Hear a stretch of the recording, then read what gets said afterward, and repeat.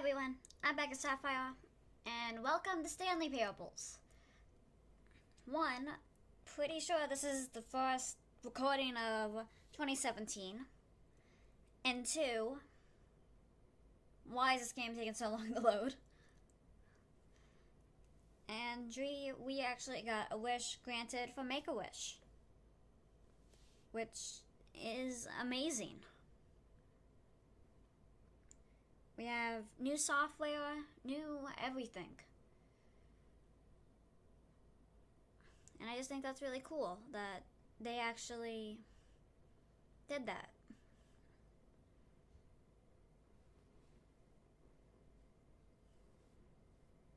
Because I never really, when they first said if I wanted to get a wish granted or not. This is the story of a man named Stanley. Stanley worked for a company in a big building where he was employee number 427. Employee number 427's job was simple. He sat at his desk in room 427 and he pushed buttons on the keyboard. Orders came to him through a monitor on his desk, telling him what buttons to push, how long to push them, and in what order. This is what employee 427 did every day of every month of every year. And although others might have considered it soul-rending, Stanley relished every moment that the orders came in, as though he had been made exactly for this job. And Stanley was happy. How can you be happy with that? And then one day, something very peculiar happened. Something that would forever change Stanley. Something he would never quite forget. He found a meme. He had been at his desk for nearly an hour when he realized that not one single order had arrived on the monitor for him to follow. No one had showed up to give him instructions, call a meeting, or even say hi. Never in all his years at the company had this happened, this complete isolation. Something was very clearly wrong. Shocked, frozen solid, Stanley found himself unable to move for the longest time. But as he came to his wits and regained his senses, he got up from his desk and stepped out of his office. So he was just like in this basically broom closet his entire working life. That's just sad. All of his co-workers were gone. What could it mean? Stanley decided to go to the meeting room. Perhaps he had simply missed a memo. I don't want to go to the meeting room. I want to look at all this stuff. I hate Mondays. No matter how hard Stanley looked, he couldn't find a trace of his co-workers. Oh, no one's in there.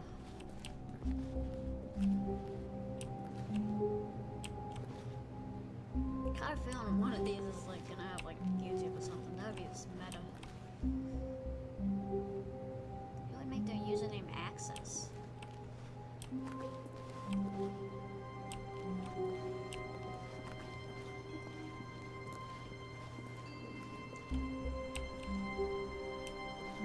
Like that's kind of sad how he was there his whole life.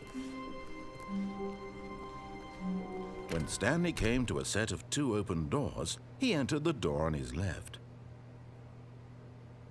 Fuck that.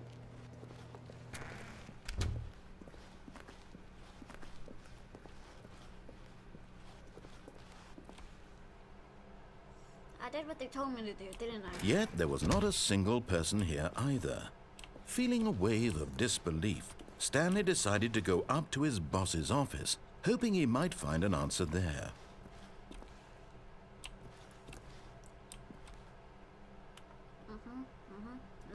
Numbers, business, numbers. Okay.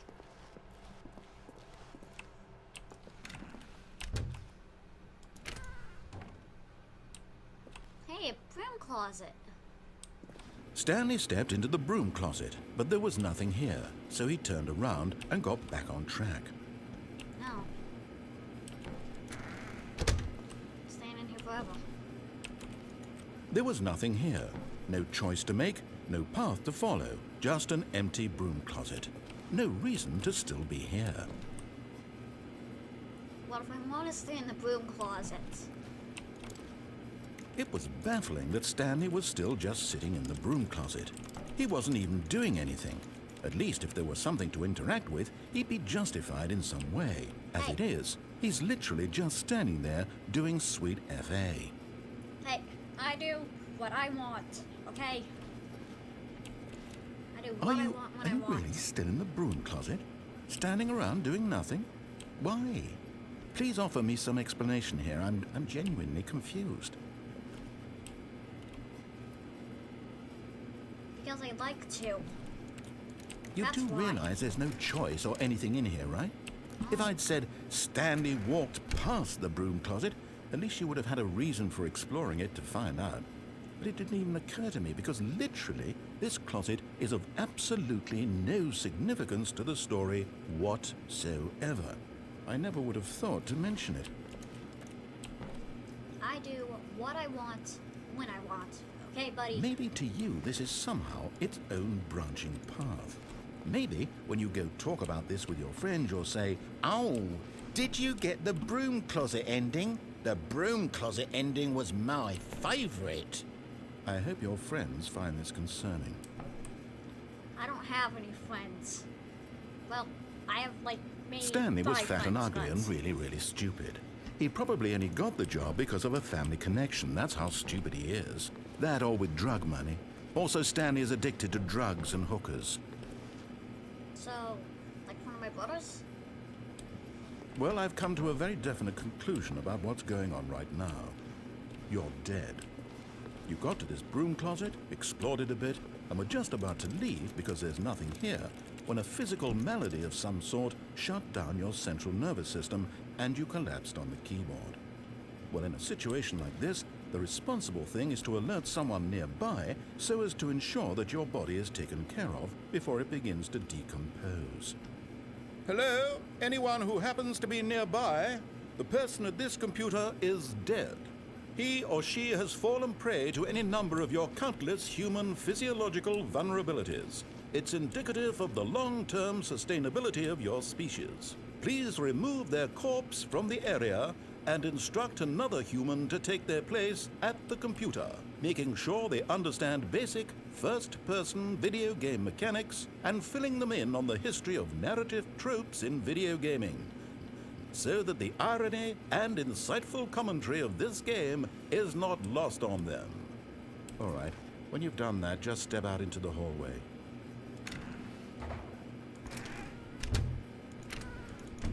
Fine. Ah, second player. It's good to have you on board. I guarantee you can't do any worse than the person who came before you. Bitch, I'm the same person. Coming to a staircase, Stanley walked upstairs to his boss's office. Can I jump out the window and end this hell? No, I cannot. Okay. Fucking hate stairs.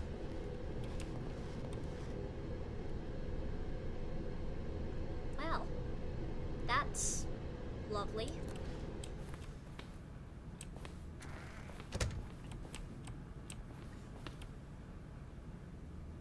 I don't know why, but I'm just expecting to see like some kind of like something funny, like a freaking Playboy magazine on the desk or something. Stepping into his manager's office, Stanley was once again stunned to discover not an indication of any human life. Shocked, unraveled, Stanley wondered in disbelief who orchestrated this. What dark secret was being held from him? What he could not have known was that the keypad behind the boss's desk guarded the terrible truth that his boss had been keeping from him. And so the boss had assigned it an extra secret PIN number, 2845. But of course, Stanley couldn't possibly have known this. See, high ceilings like this always freak me out. You know, because like there could be a spider in a corner or something. You wouldn't know. Stanley just sat around twiddling his thumbs. Trying to input anything on the device was useless, since he could never possibly know that the combination was 2845.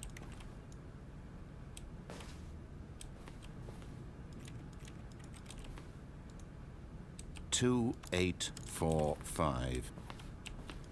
be easier if I could find. Oh.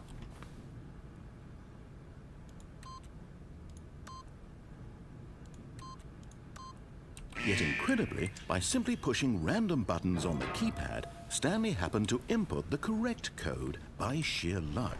Amazing. He stepped into the newly opened passageway. That kind of reminds me of Hitman and the Simpsons movie. My mind goes places, okay? That screams death, so that also screams death. I'm going with the big red button.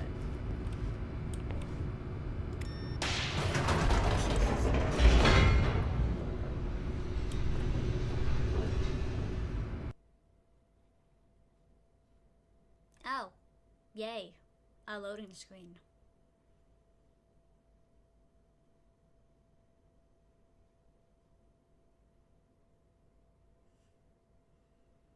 Descending deeper into the building, Stanley realized he felt a bit peculiar. It was a stirring of emotion in his chest, as though he felt more free to think for himself, to question the nature of his job. Why did he feel this now, when for years it had never occurred to him? This question would not go unanswered for long. I don't wanna. Into the creepy hallway we go. Jesus.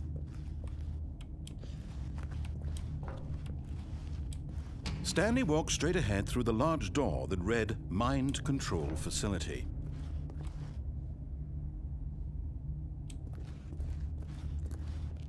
No. Although this passageway had the word escape written on it, the truth was that at the end of this hall, Stanley would meet his violent death.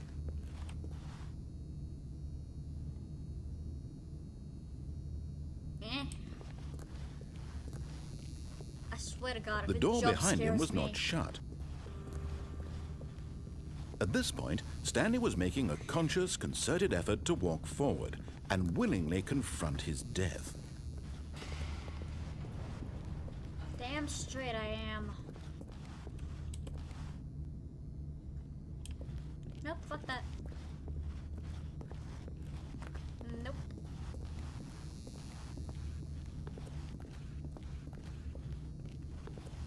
Nope. Nope, nobody, nope. Nope, nope. Not going into my certain death. Don't feel like dying quite today. No, no, nope, nope, nope. Nope, nope, nope, nope, nope, nope, nope, nope, nope, nope. But of course, Stanley thought better of it and realized he simply had too much to live for.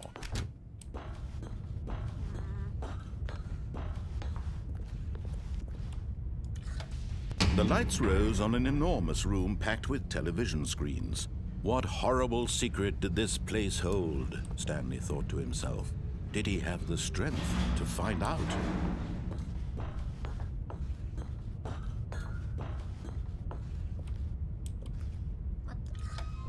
Now the monitors jumped to life, their true nature revealed. Each bore the number of an employee in the building, Stanley's co-workers. The lives of so many individuals reduced to images on a screen, and Stanley, one of them, eternally monitored in this place where freedom meant nothing. Oh my God, it's MTV!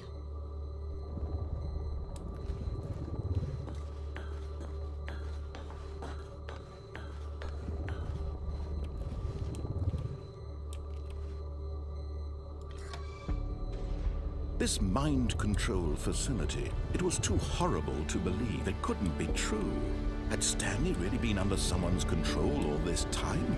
Was this the only reason he was happy with his boring job? That his emotions had been manipulated to accept it blindly? No, he refused to believe it. He couldn't accept it. His own life in someone else's control? Never! It was unthinkable. Wasn't it? Was it even possible? Had he truly spent his entire life utterly blind to the world? Well, without my glasses, I'm legally blind, so probably. But here was the proof, the heart of the operation. controls labeled with emotions, happy or sad or content, walking, eating, working, all of it monitored and commanded from this very place. And as the cold reality of his past began to sink in, Stanley decided that this machinery would never again exert its terrible power over another human life, for he would dismantle the controls once and for all. I'm pressing every button here.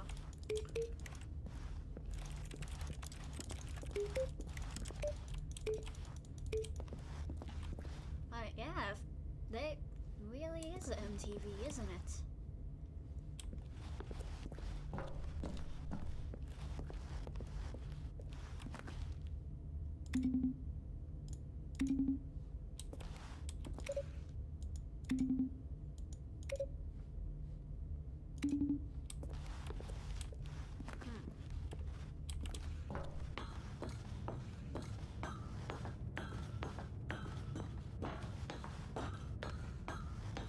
And when at last he found the source of the room's power, he knew it was his duty, his obligation, to put an end to this horrible place and to everything it stood for.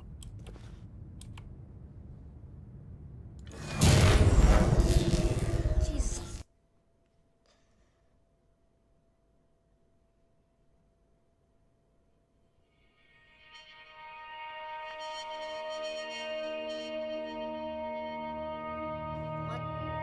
Blackness and a rising chill of uncertainty.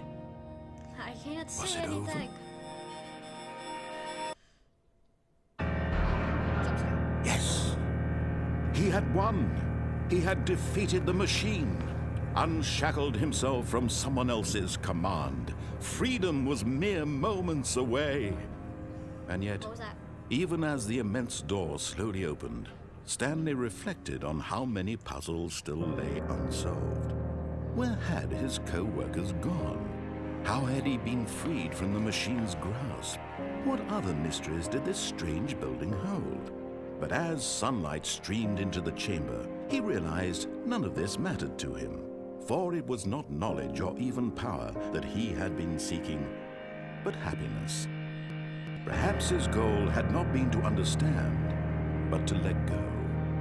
No longer would anyone tell him where to go, what to do, or how to feel. Whatever life he lives, it will be his. And that was all he needed to know. It was perhaps the only thing worth knowing. Stanley stepped through the open door.